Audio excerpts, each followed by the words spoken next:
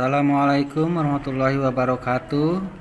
Bertemu lagi dengan Bapak di channel YouTube SMN 1 Pabuaran Kabupaten Subang dalam materi belajar dari rumah untuk mata pelajaran biologi kelas 12. Pada video kali ini Bapak akan menjelaskan tentang fotosintesis.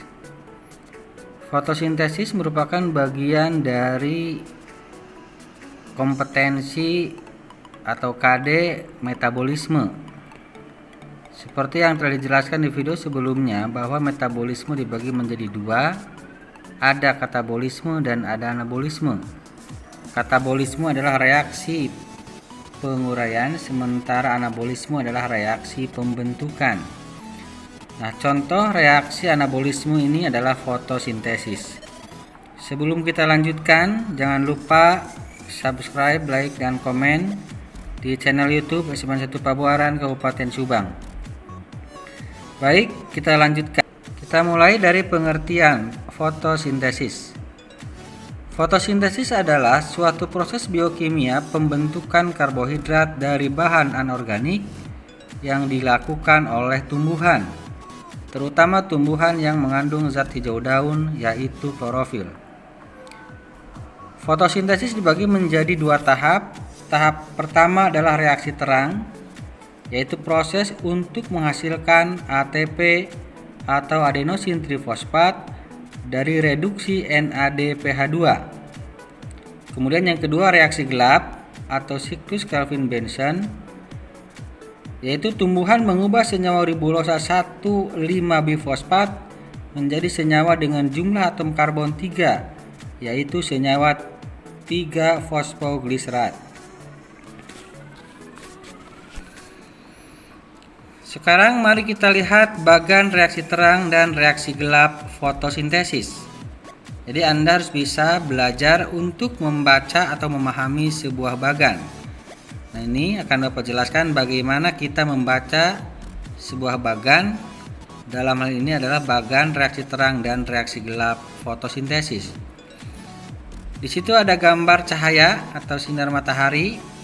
Kemudian ada tanda panah yang masuk ke dalam lingkaran yang berbentuk oval.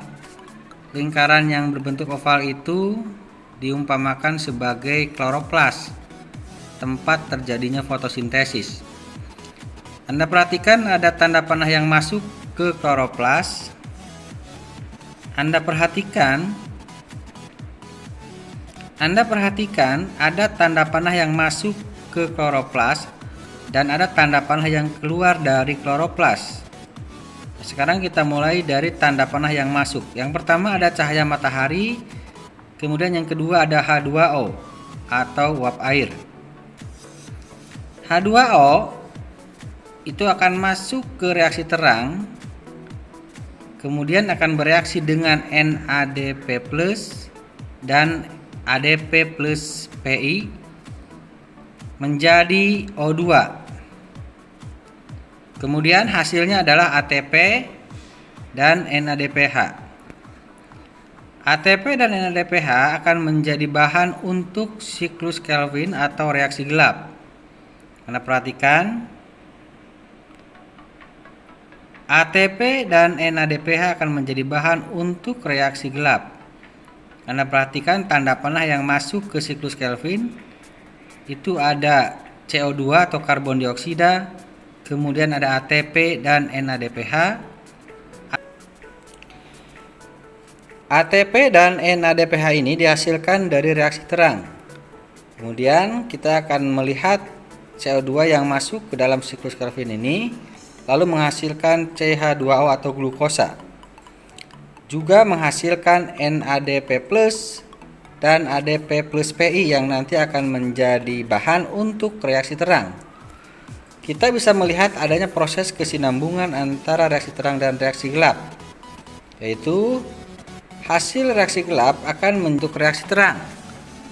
Begitu juga sebaliknya, hasil dari reaksi terang akan menjadi bahan untuk reaksi gelap. Jadi di sini ada bahan, ada hasil. Nanti kita akan lihat di tabel Nanti kita akan lihat di tabel perbedaan antara reaksi terang dan reaksi gelap.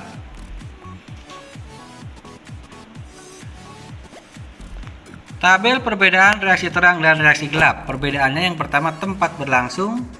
Reaksi terang bagian kloroplas yang bernama grana, sedangkan reaksi gelap bagian kloroplas yang bernama stroma. Kemudian sumber energi, reaksi terang dari cahaya matahari, reaksi gelap sumber energinya adalah ATP dan NADPH2 hasil dari reaksi terang. Proses yang terjadi pada reaksi terang, reaksi fotolisis yaitu pemecahan air atau H2O menjadi ion hidrogen atau H+, dan molekul air menggunakan energi cahaya. Sementara proses yang terjadi pada reaksi gelap adalah reaksi fiksasi yaitu pengikatan karbon dioksida atau CO2 dan mengkombinasikannya dengan ion hidrogen atau H+ sehingga membentuk gula. Hasilnya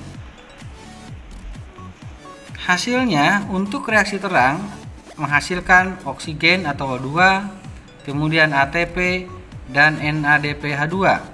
Sedangkan hasil reaksi gelap adalah karbohidrat sederhana atau C6H12O6. Tahapan atau fase reaksi gelap. Yang pertama, fase fiksasi.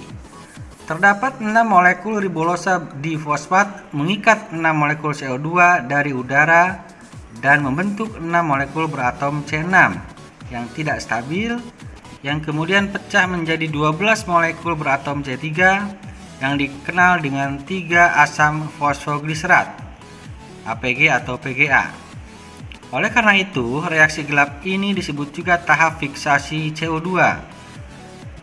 Pengikatan CO2 dilakukan oleh ribosa bifosfat atau RUBP, yaitu senyawa karbohidrat C5 yang mengandung fosfor.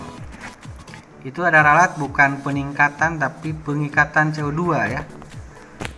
Selanjutnya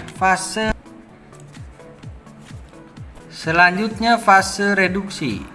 Reduksi atau pemindahan hidrogen dari NADPH ke APG yang menghasilkan PGAL atau C3 serta molekul air. Pada akhir tahap reaksi gelap ini, PGAL diubah menjadi glukosa, namun sebagian besar PGAL diubah kembali menjadi RUBP. Yang ketiga, fase regenerasi. Pembentukan kembali RDP atau ribosa difosfat yang diperlukan untuk fiksasi CO2. Jadi pada reaksi gelap, di samping dihasilkan glukosa juga dibentuk RDP kembali. Dengan demikian, reaksi peningkatan CO2 dalam sintesis senantiasa berlangsung dengan baik. Demikian yang dapat Bapak sampaikan dalam video kali ini. Terima kasih atas segala perhatiannya. Jika ada pertanyaan, silahkan Anda tulis di kolom komentar. Jika ada yang belum jelas, juga bisa ditanyakan di kolom komentar. Terima kasih atas segala perhatiannya. Tapi jangan lupa sebelum diakhiri, subscribe, like, dan komen di channel YouTube sekolah kita, channel YouTube SMN 1 Pabuaran, Kabupaten Subang. Terima kasih. Assalamualaikum warahmatullahi wabarakatuh.